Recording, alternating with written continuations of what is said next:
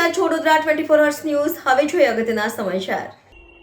દબાણ શાખા દ્વારા લારી જપ્ત કરવામાં આવતા પ્રજ્ઞાચક્ષુ દ્વારા મેયરને રજૂઆત. વડોદરા શહેરના સ્ટેશન વિસ્તારમાં સિટી બસ સ્ટેશન પાસેથી વડોદરા મહાનગરપાલિકાની દબાણ શાખાની ટીમ દ્વારા ગેરકાયદેસર દબાણયુક્ત લારી ગલ્લા જપ્ત કરવામાં આવ્યા હતા, જેમાં 2 પાન બીડીની પડીકીની લારીઓ, પ્રજ્ઞાચક્ષુ અને દિવ્યાંગની પણ લારીઓ જપ્ત કરવામાં આવી હતી. ત્યારે બેરોજગાર જગ્યા છેલ્લા કેટલાય દિવસથી આ પ્રજ્ઞાચક્ષુઓ દ્વારા પાલિકાની કચેરીમાં લારી છોડાવવા ધક્કા ખાતા હોય અને પાલિકામાંથી 2500 રૂપિયા દંડ ભરો ત્યારબાદ જ લારી છોડવામાં આવશે તેવું તેમણે જણાવતા લાચાર પ્રજ્ઞાચક્ષુ દ્વારા પાલિકા ખાતે મીડિયા સમક્ષ પોતાની વેદના ઠાલવી હતી અને ઘર નિર્વાહ ચલાવવાનું પણ મુશ્કેલ બન્યું હોવાનું જણાવ્યું હતું. એ બાદ વડોદરાના પ્રથમ નાગરિક પિંકીબેન સોનીને રજૂઆત કરવા પહોંચ્યા હતા. મેયર દ્વારા તેમની આપવીતી સાંભળી તાત્કાલિક અધિકારીને બોલાવ્યા હતા અને કોઈ પણ રકમ ભર્યા વગર તેમની લારી છોડવા હુકમ કર્યો હતો અને જ્યાંથી લારી જપ્ત કરી છે ત્યાં જ લારી પાછી મૂકી દેવા અધિકારીને જણાવ્યું હતું. લારી છોડવા માટે આવવું પડ્યું. ક્યાંથી શું લારી હતી તમારી? શેની લારી હતી અને ક્યાંથી લઈ ગયા છે? અમારી સિટી બસના ફૂટપાથ પર કડક બજારના સામે લારીઓ હતી. પાન પડીકી, પાણીની બાટલ, બિસ્કિટ મેં ફરી એ બેચીને હું મારે ગુજરાન ચલાવતેલી. ક્યારે લઈ ગયા છે લારી? લારી 19 તારીખે રાતે 12-1 વાગે લઈ ગયા છે. તમને લારી કોએ આપેલી? લારી નોટરી કલવાલાની. તમારે શું તકલીફ છે? ये लारी छोड़ी આપે તો એના પર ધંધા કરીને મારે ગુજરાન ચાલે ને, એટલા માટે અમે જસવાલ સાહેબ પાસે ગયેલા પણ એમના પીએને મને હું વાત કરું, મને સાહેબને મને તો કરાવ તો મને સાહેબ કહે છે 2500 રૂપિયા દંડ ભરીને પછી લારી છોડાશે મને. અને મને તો સાહેબને અમને મળવા દેતા, મને સાહેબ બહાર ગયા છે, મને હું ફોન પર વાત કરી મને તો સાહેબ કહે છે મને 2500 રૂપિયા દંડ લેને પછી लिखावाना આપ. તો મારથી આપાય નહીં ને મને સાહેબને, તમે વાત કરો મને તો સાહેબને મળાવો ને પછી તો મને નહીં મળે મને સાહેબ. હમણાં ક્યાં આયા છો? આમને તો यही મેયર સાહેબ પાસે આયા છે શું આશા છે? કે સાહેબ અમને લારી છોડાઈ આપે એવું. એવું છે. કેટલી તકલીફ થાય છે તમને? કેટલા દિવસથી ધંધો બંધ છે? આ તારે 8 તારીખથી બંધ છે એમ સમજો ને. હવે કઈ રીતથી ઘર ચાલશે? જો લારી આ રીતથી પકડાઈ ગઈ હશે આ તાર જો તમારા જેવાથી અમે મદદ માંગીએ છીએ, તમે 100, 200, 500 રૂપિયા આપે છે એનાથી ઘર ચલાવીએ છે.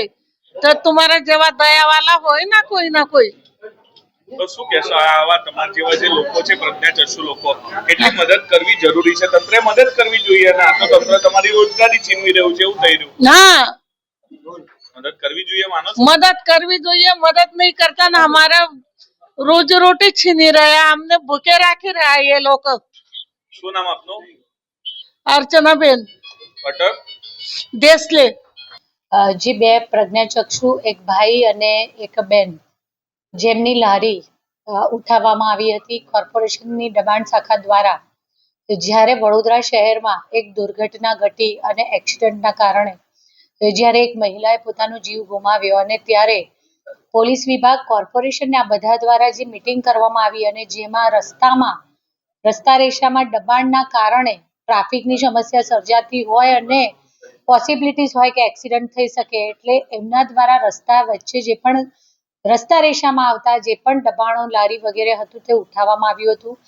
આ જે વિસ્તાર છે ત્યાં રાતના સમયે દબાણ શાખા દ્વારા આ લારીઓ ઉઠાવવાનું કામગીરી કરવામાં આવી હતી, જેથી કરીને અંધારામાં એક જે ભાઈ આવ્યા હતા રજૂઆત કરવા, એમની લારી પર વિકલાંગની લારી છે એવું લખેલું હશે, પરંતુ કેમ કે રાત્રિના સમયે આ દબાણ શાખા દ્વારા કામગીરી કરવામાં આવેલી હોય ધ્યાનમાં આવ્યું ન હતું, તો સાથે જે માસી આવ્યા હતા તેમની લારી પર કોઈ આવો ઉલ્લેખ કે આ વિકલાંગની લારી છે એવો કરવામાં આવેલ ન હતો. મેં અધિકારીશ્રીને તેમની હાજરીમાં જ બોલાવ્યા છે અને આવતીકાલે અધિકારીશ્રી જાતે ત્યાં જઈ અને એમની લારી અને જે 4 રસ્તાની આજુબાજુ 100 મીટરનું સુધીમાં આપણે દબાણ ન હોય અને ટ્રાફિકના દબાણમાં નથી આવતી, એમણે જે કહ્યું એ મુજબ તો દબાણમાં એ રીતનું નડતરરૂપ કદાચ નથી એવું લાગે છે, પરંતુ કાલે પ્રત્યક્ષ અધિકારી ત્યાં જોવા જશે અને મેં એ બંને ભાઈને અને આ માસીને બંનેને મારા દ્વારા સમજાવવામાં પણ આવ્યા છે કે જો થોડું ઘણું આમ તેમ આપણને લારી મૂકવાનું કે એવું અધિકારી દ્વારા કહેવામાં આવે તો આપ થોડું એમાં સહયોગ કરજો. કાલે અધિકારી શ્રી જાતે જઈ અને એમની લારી ત્યાં એમને પાછી મૂકી આપવામાં આવશે.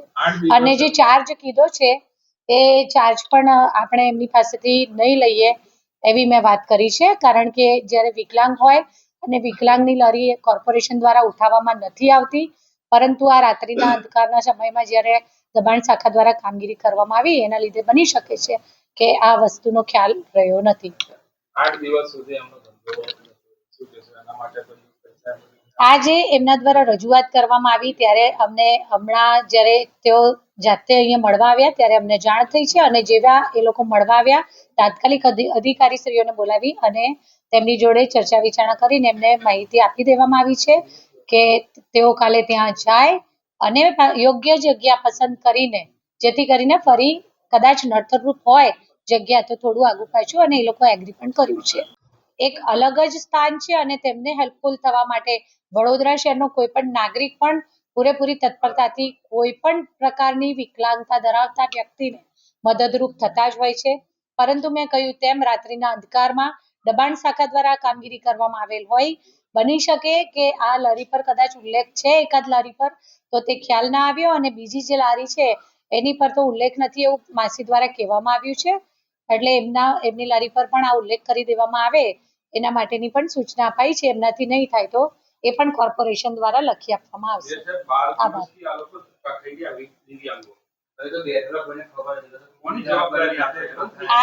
આજે જ્યારે મને એ લોકો મળ્યા અને મારી સમક્ષ રજૂઆત કરવામાં આવી એવું તરત જ મારા દ્વારા અધિકારીને બોલાવી અને એમનું જે પણ એમને રજૂઆત કરી છે આ પ્રોબ્લેમનું સોલ્યુશન કરવામાં આવ્યું છે, અને કાલે સવારે અધિકારી જાતે ત્યાં જઈ અને એમની લારી એમને પાછી ત્યાં મૂકી આપવામાં આવશે.